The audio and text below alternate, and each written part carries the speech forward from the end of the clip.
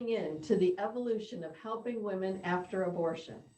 Please note that I will be taking questions at the end of the presentation, and we recommend that you use the chat feature on the side so I can read your questions.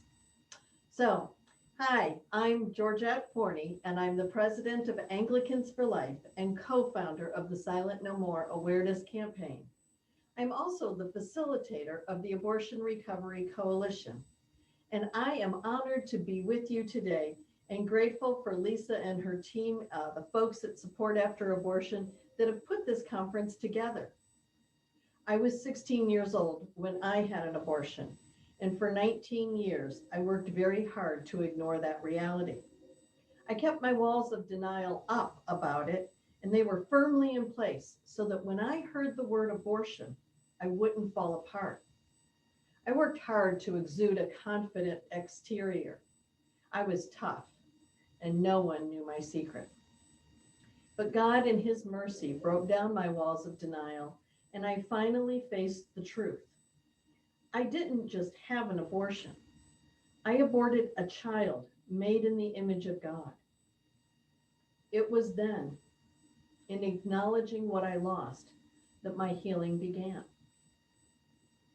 A few years later, after attending an abortion aftercare program, I was invited to apply for my job at Anglicans for Life. I remember telling the man who wanted me to apply that as a woman who had an abortion, I was not the right person to lead this organization. Obviously, he disagreed, as here I am 23 years later. Not long after starting my job, I was invited to speak at the National Right to Life Committee Conference. I was invited to do a workshop with Father Mike Mannion about the need for healing after abortion. I was to share my testimony. It was the very first time that I would do so in front of pro-lifers. I was sitting up in my hotel room and I started trying to imagine what it was going to be like, and I panicked. And I ran downstairs where we were supposed to do it, and I was like, Father Mike, I can't go through this. I can't do this. People are going to throw tomatoes at me. They're going to boo me. They're going to hate me. I'm a woman who had an abortion, and pro-lifers hate women who have had abortions. I was so afraid of their judgment. I'm happy to say that instead of having my suspicions confirmed, it was the opposite. I learned that many in the pro-life movement have personal experience with abortion. After the workshop, women came up and hugged me and whispered in my ear, "Me too." Men thanked me and talked about the pain they saw their wives carry. And a few of the men actually talked about their pain too. That was more than 20 years ago. And while much has evolved in pro-life work, much about those who have had abortions is still greatly misunderstood.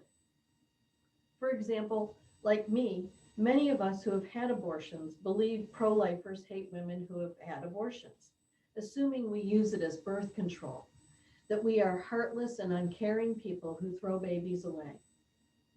They refer to us as murderers. Pro-aborts, on the other hand, dismiss our pain if we try to talk to them about it. Ironically, we expect them to be more compassionate to us, but they aren't.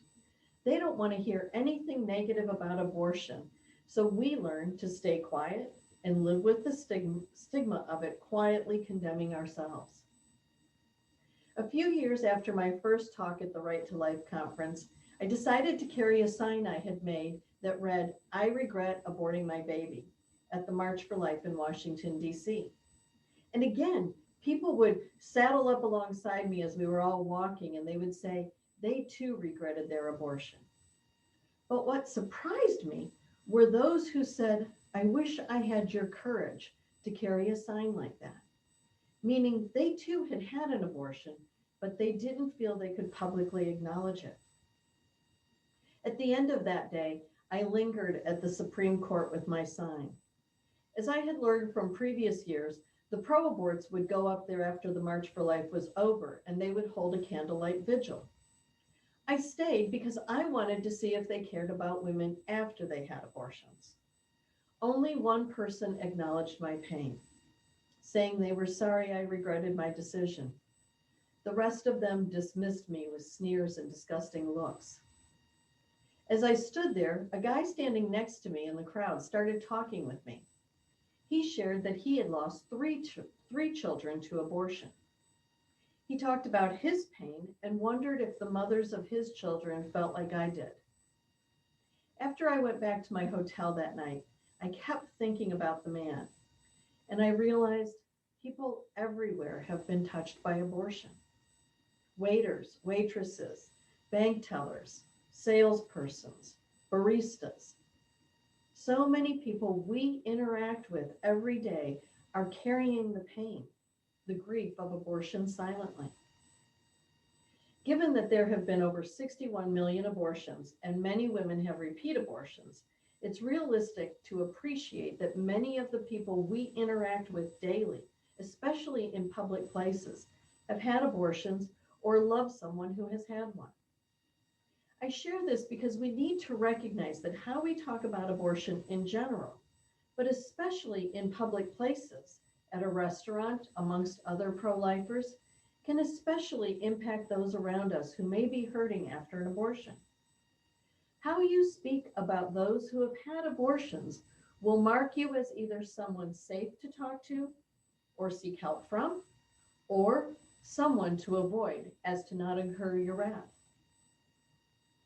The Right to Life and the March for Life experiences helped me to realize that while everyone was talking about abortion, no one was talking with those of us who had abortions. It felt like no one wanted to listen to the people who had actually gone through the procedure.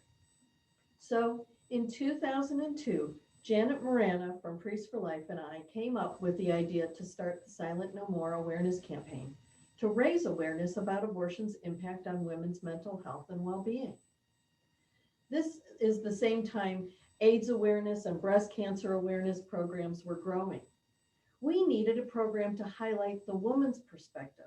The reality of abortion needed to be heard over the rhetoric and debate. It was time to break our silence and share our stories, not only of the pain abortion caused us, but also how we were able to find forgiveness and healing through Christian-based recovery programs. Before we launched the campaign, we gathered all the folks who were doing healing programs together, and we shared our vision with them because we recognized that if women started talking about their painful abortion experiences and their healing, it could, and we hoped it would, encourage other women to also address their abortion pain. We wanted these programs to be ready for an onslaught of people seeking help. Rachel's Vineyard, Project Rachel, Woman in Rama, Rama International. These were the healing programs represented in that room that day. During our discussion with the leaders, we also acknowledged two critical organizations that had previously attempted to shine a light on women and abortion. The first one was Women Exploited by Abortion, WEBA. It was founded by Nancy Jo Mann in 1982. WEBA focused on the emotional pain caused by abortion and the lack of information presented to us regarding the after effects, commonly referred to at that time as post-abortion syndrome. The second organization was called American Victims of Abortion, AVA, and Olivia Gons Turner directed it as an outreach project of the National Right to Life Committee. Olivia also helped organize some of the early post-abortion support groups after suffering through her own abortion experience.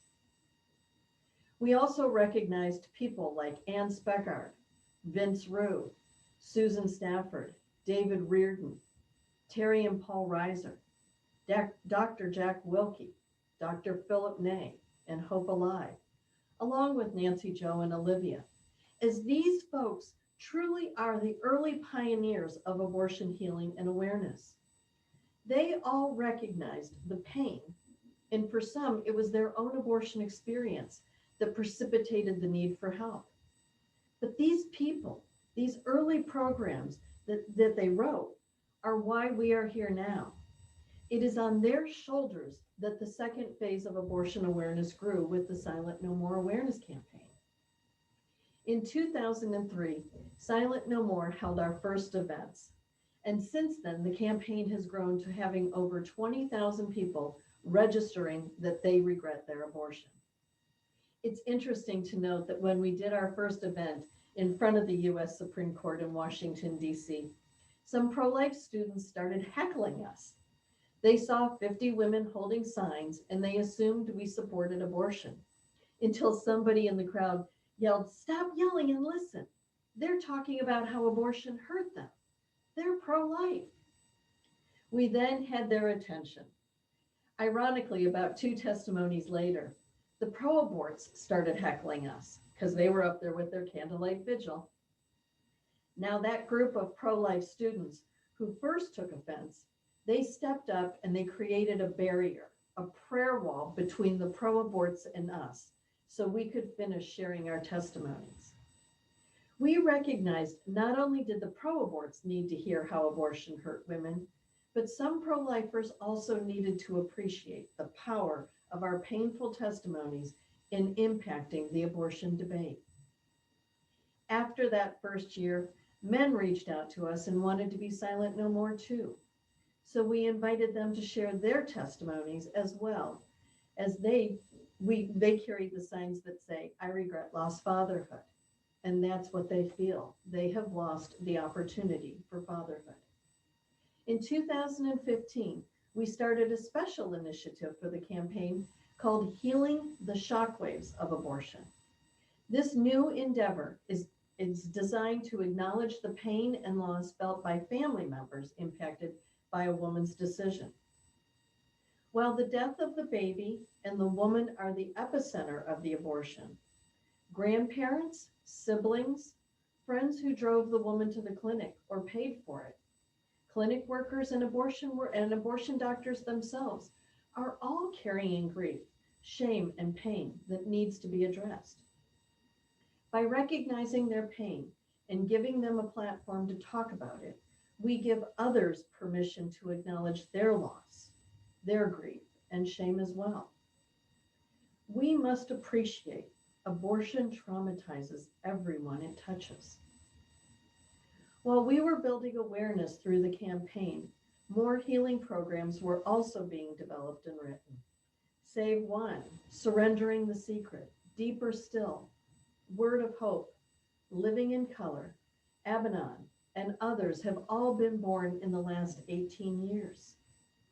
We are now at the point where we have established a network of healing programs under the banner of Abortion Recovery Coalition.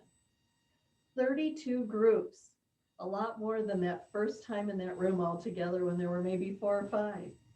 And these groups include men's programs, 24-hour call centers, awareness campaign, as well as one does training for healthcare workers for all reproductive loss.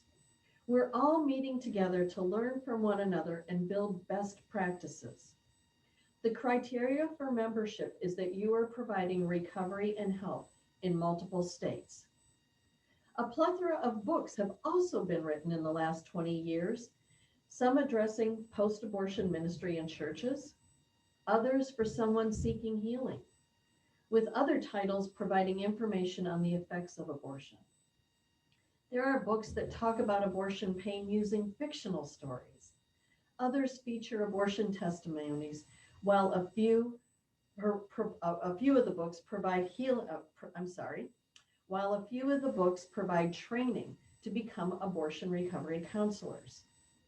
Recognizing that abortion hurts everyone it touches, in addition to killing an innocent life, is why healing programs exist. What we don't always appreciate is that helping the hurting, those wounded by abortion, will ultimately lead to fewer people choosing abortion. Here are 4 specific ways. 1, abortion is a traumatic experience that doesn't heal with time alone. Quite the opposite. It festers until it is acknowledged, grieved, and memorialized. Healing and God's forgiveness releases us from the shame, guilt, and self-destructive behaviors.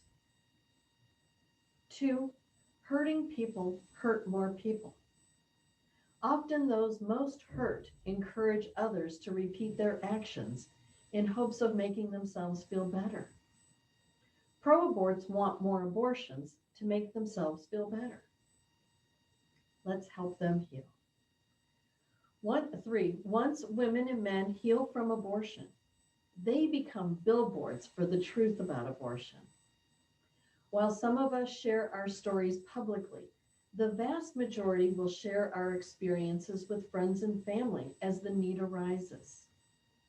If your niece is pregnant and facing an abortion, you're going to share your story much more likely once you've healed from it, as opposed to encouraging her to have an abortion too. Our stories are helping the next generation realize that abortion is a no-win solution. Here's one famous example. Kourtney Kardashian was quoted in People magazine about 10, 11 years ago when she found out she was pregnant with her first son. She said, quote, reading stories of people who felt so guilty from having an abortion and how many were traumatized by it afterwards, I couldn't go through with that, end quote. My last point. When we stop seeing women who have abortions as murderers and start seeing them as frightened, insecure women who fear both motherhood and the judgment of others and are caught in circumstances with no good choices, we can begin focusing on helping them. If we support women, they are empowered to help their children. We cannot just focus on saving the baby. Let's focus on loving them both. So I have two suggestions for you as folks who value life and want to end abortion. First, help us get the word out about the healing programs. Support women after abortion doesn't mean you support abortion.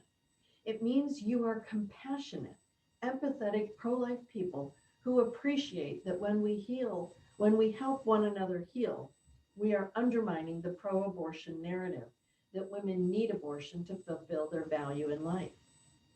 You know, abortion is really based on two lies. The first one is that it's not a baby, just a blob of tissue. Well, fortunately, we know ultrasound technology has helped undermine that argument. But the second lie is that women need abortion to live fulfilling lives. But the Silent No More testimonies, the stories of pain and grief, dismantle the lie that abortion is good for women. Hence, we need to get everyone who's been impacted by abortion to embrace healing and find the freedom to honestly talk about the evil of it. I have provided the Abortion Recovery Coalition list of programs in a PDF form, a PDF document that's available to download on the platform. Share their websites on your social media. I'd like to suggest you sharing one each day and then cycle through them again. My second suggestion, share our stories. On the back side of the PDF is information about the Silent No More Awareness Campaign testimonies. We have over 2,900 testimonies on our website, and over 600 of them are done on video. You can sort them with a variety of keywords. So when you're standing in front of a abortion clinic or you're talking to a woman who might be thinking about having an abortion, if you have your smartphone, you can pull up some of those testimonies. You might have a few saved in your phone, and you can share them. I'm grateful you don't have an abortion testimony, but you can use ours to help someone who's thinking about an abortion understand the reality of it. I like to say that an informed choice, especially about abortion, usually becomes a choice for life. And Kourtney Kardashian is a great example of that. The PDF also has a link to the extensive Silent No More online book list. So get some of the books, read them, get better educated, and then donate them to your public library. You can even consider putting them in your church library or even share them at your local high school. In closing, I'd like to share this final thought. The Supreme Court often uses the phrase undue burden as a measuring stick for considering any limits in abortion laws. If there is a perceived undue burden on a woman to carry a pregnancy to term, the law is often overturned. But what the justices don't realize is that the guilt and shame we feel when we abort our children has also become an undue burden. And maybe the only way they will understand it is if millions of healed women, men, and families start speaking about the undue emotional burden abortion caused us. Help us spread the word about support after abortion. Because once people hear how bad abortion is for women, no one will want to have one or suggest any woman they love has an abortion, regardless of whether it is legal or not. Thank you for listening, and I'd be happy to take questions now. Let's see, I'm going to have to get a little closer. Is there a way to be included in the coalition? So I'm going to suggest that you email me. My email address is Georgette@silentnomore.com. Send me some information about what you're doing. We are always interested in new members. So please, Georgette@silentnomore.com, and that will come to my computer and we can talk about it. Other questions? You're welcome. This is so unusual. I'm standing here in my office looking out. It's not the way we used to do this. Okay, we have, what do you recommend sharing with the person who justifies abortion by stating God allows it? I don't think that's that's a man-made justification. God doesn't allow it. God gives people free will. That is a very important reality that we all have to accept, because we have to accept personal responsibility. When somebody tries to use a justification like that, there is a place where typically they are trying to deflect their grief and their guilt, or they're trying to protect somebody they love who is dealing with that grief and guilt. So it's a deflection mechanism. You might ask the question, well, if you think God allows it, why would he tell us do not kill? Because that's contradictory, and God can never contradict himself. It is important to note that free will is the bigger issue, that God has given us free will. He uses all things, but he does not promote all things. That is our personal responsibility. I hope that helps. Okay, can a woman who did not have an abortion facilitate a healing abortion Bible study? That's a fabulous question, and yes, you can. I often thought that this was a really maybe not easy thing to do because you didn't have that personal experience. And one day I was realizing that I actually used to have a ministry to kids whose parents had divorced, while I had never had that personal experience. And it helped me to appreciate, if God has given you empathy and compassion and a heart for folks who have experienced abortion, you are by all means qualified and the right person to get involved and help. All right, excuse me. Let's see. Okay, so how do you respond to someone who says she had an abortion because the preborn baby was incompatible with life, and she wanted to prevent the suffering of the baby? That is a really tough one. And what I often realize in these circumstances is that the mother's pain, the family's pain, is very complicated. Often the case is that they originally wanted that child, was excited, named the child, the family knew about it. To have a situation then where the baby has a diagnosis that's incompatible with life, and the doctors recommend termination, what you're creating is a great inner conflict in that woman and that family because they've already accepted that child. I just read, I get a lot of books from women sharing their testimony.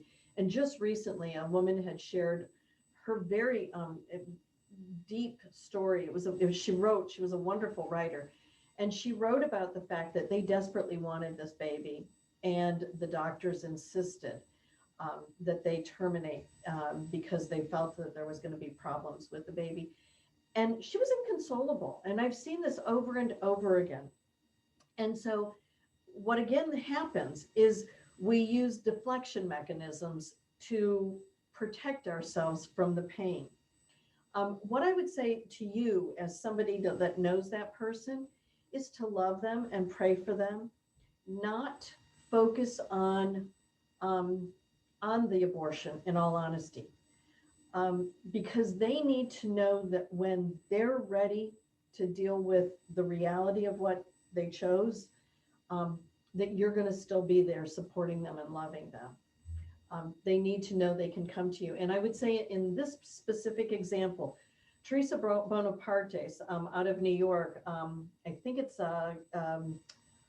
something Canaan, out of Canaan. She has one of the only programs that are out there for families who have lost a baby because of a diagnosis. This is not an easy one to tackle, and it might take her years. If you know somebody that this might happen to in the future, what we do recommend in it instead is to access or look for perinatal hospice. In other words, some hospitals have acknowledged that the best way to handle this is to let the child to be born naturally, allow the family, if they so want, to baptize, take pictures, bond, name, be with that baby, and let the baby die naturally. That gives the family more closure and a better sense of having honored that life, as opposed to just terminating it and thinking they could make the problem go away. I hope that helps. Yep, somebody just brought up the perinatal hospice. Let's see, we need to look for ways to provide support. Okay, so there's somebody's talking about this on the chat, so you might get some additional advice. Martha Shuping is on there, and Martha, you are a great resource and a help. And Martha is a woman that is really kind of come along with Silent No More. She was in the background years earlier, but she has really been also one of our leaders in the research and the support. She is a dear woman and has a lot of great information. Okay.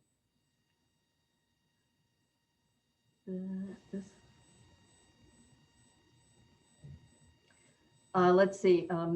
This was verbatim in some consumer research. I had to get an abortion to save my life. And although I know this was a correct decision, I still feel haunted. Again, it goes back to that place where that baby was wanted. And now that family is struggling. That woman is struggling because in essence, her body let her down. I had a priest. I was probably only about 3 years into my job. And I had a priest from Colorado call me it was a July, no, it was later, it was hot, but it was August. Anyway, no, it wasn't August. Anyway, he calls me and he said, Georgette, I have a family in the parish that are pregnant, and the woman's heart is not handling the pregnancy well.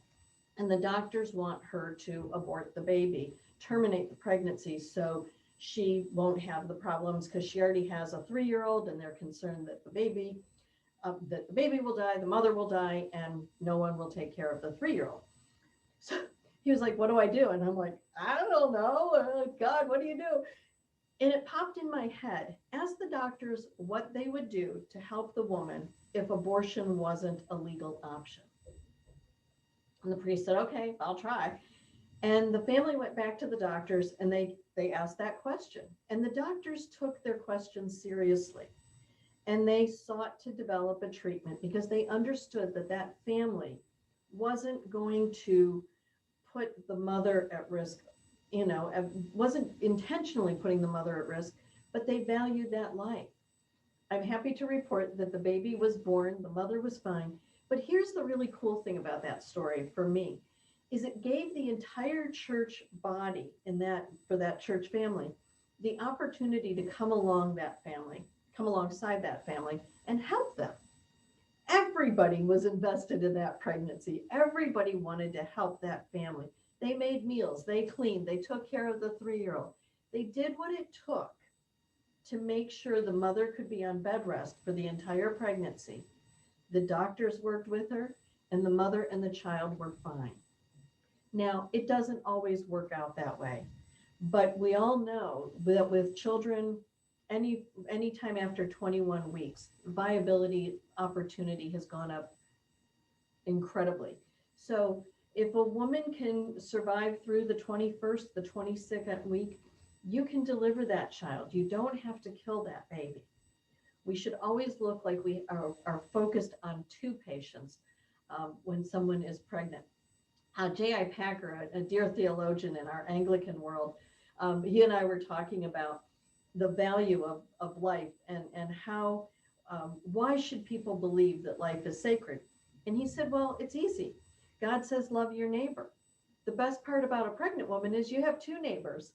And in that simple little joke, he was saying that the baby is still a human being, and we should honor that life as well as the mothers.